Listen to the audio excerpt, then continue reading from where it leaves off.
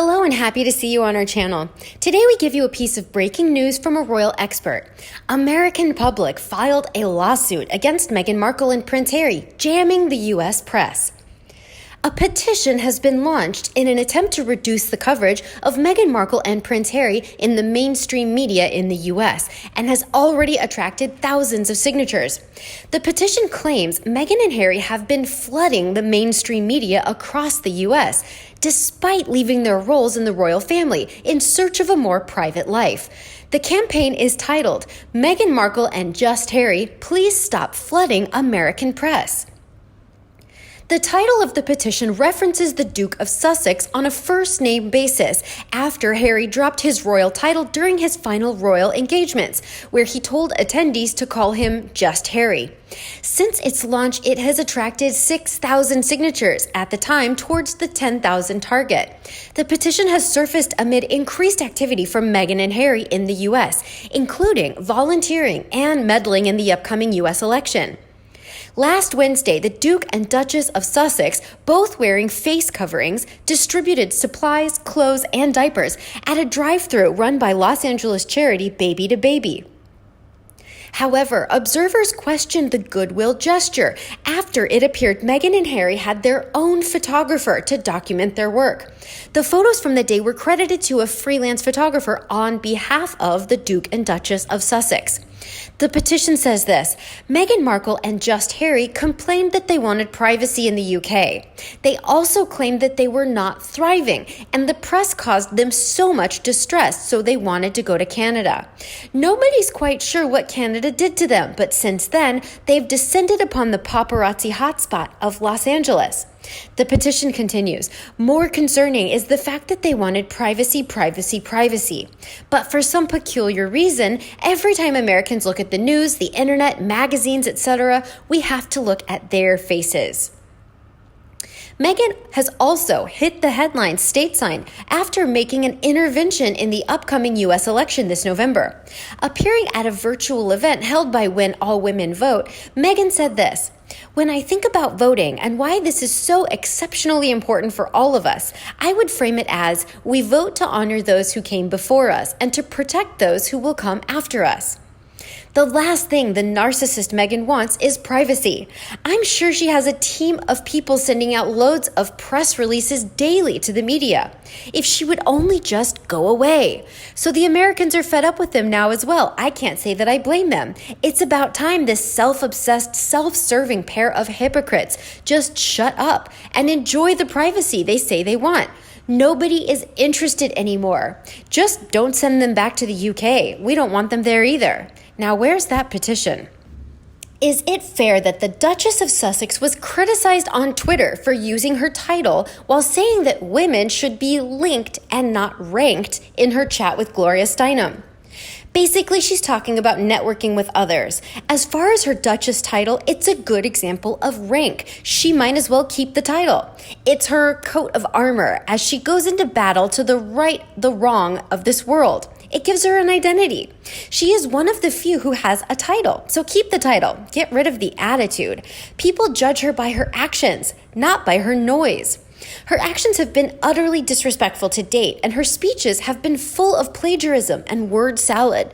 In addition to her focus on causes changing every week, so I'm not really sure what exactly she hopes to accomplish, or her message. She's merely trying to remain relevant, even if it is in a bad light. Her regurgitated and pretentious language is sickening to my ears. My feeling is that she hired a speech coach, the advice of whom she promptly ignored. Plus, the royal family will do anything to help Markle withdraw her case against the British media. She filed the complaint as the Duchess of Sussex. If her titles are removed before the case comes to court, she can appeal for the case to be abandoned, as the Duchess of Sussex no longer has a case before the court. Markle, who has accused the British people and the monarchy, which endowed her with the title, as being racist and toxic, chose to file the case in a British court with a British judge. It was Meghan's choice. She knows it's backfiring on her and would love any loophole she can find to get it out. I want to see her face British justice. Once the 31st of March time limit is reached, I predict all hell will break loose, and Meghan will then find out how many friends she really has. I do feel sorry for the 5 friends she served up on a plate for her defense, but I have no pity for Markle. We waited for the much vaunted tell-all book, which was more of a schoolyard scrap story, the biggest revelation being the details of where royal jewels are kept. None of our business. Many of them will be crown assets, not personal. So to me, that's treason. Perhaps jewelry is like works of art, best kept in regulated atmospheric conditions.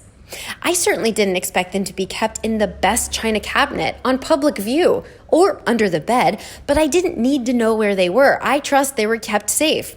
Markle wants to grab as much British cash while she can and run.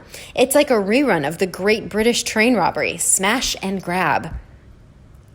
Maybe Scobie and Durand have been rather stupid. This could be a career disaster. I'm sure no one would want either Scobie or Durand writing any biography for them. Also, I was aghast when it was mentioned where the Queen kept her jewelry. In one part of the book, Meghan actually said, "This family wants the public to see my son's christening.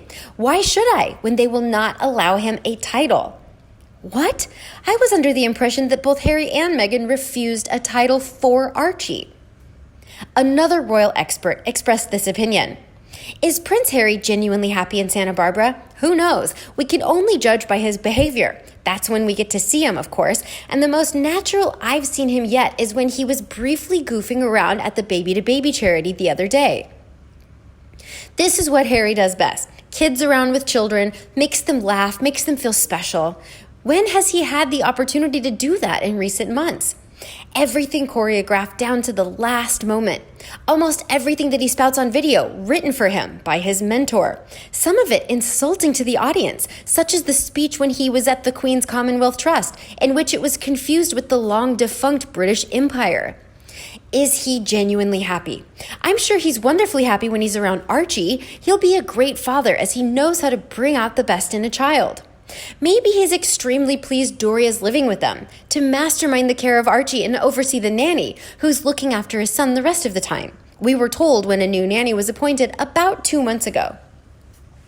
It could be that Marcus is living with them, or not. Could be he's about to arrive, or not. I doubt he could be banned from the scene for good, as Meghan needs his companionship, as she always has.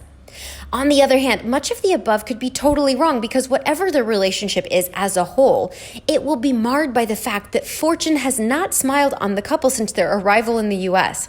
There is a desperate need to get that money from somewhere, and quickly, or they could find themselves in dire straits come March 31st, 2021. While money can't buy you happiness, it can buy you contentment if it is sufficient to pay all necessary bills. Do Prince Harry and Meghan Markle really need a palace to live in? Lodging is what they need. A mansion, another name for a house, is a status symbol. So are servants, groundskeepers, dog walker, chef, expensive vehicles, high-end clothes, and stylish haircuts. Wearing elite watches or similar spells wealth, snobbishness, and specialness. Maintaining a high level of security 24/7 sets them apart from the commoners. Yes, they need a palace to live in. Yes, they need money. They are on public assistance due to taxpayers funding their lifestyle. They are beggars due to Harry's dad funding their security, among other things. They are poor, even though they have millions in the bank.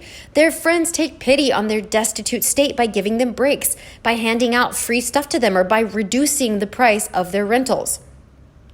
Narcissistic folks play a dangerous game with people's lives, as we are witnessing here. In Meghan's eyes, it's all about image. We saw her talking down to and being respectful to the royal staff. She has no class or breeding.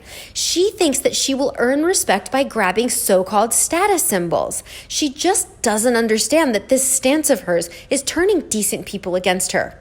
When I heard rumors about Meghan allegedly being nasty with "don't you know who I am" isms, it's just pathetic. Apparently, Harry was always a spoiled brat, which explains why he permits it to continue. I've always remembered this saying: be nice on the way up, as you'll meet them on the way down. Her journey back down won't be pleasant at all for her. How about you? What do you think of this petition launched against Meghan and Harry in the US? Please let us know in the comment section below. Don't forget to subscribe to our channel and share our videos with your own followers. And as always, come back to our channel for all the latest news on the royal family, Meghan Markle and Prince Harry, right here. Thanks for watching, and we'll see you in the next video.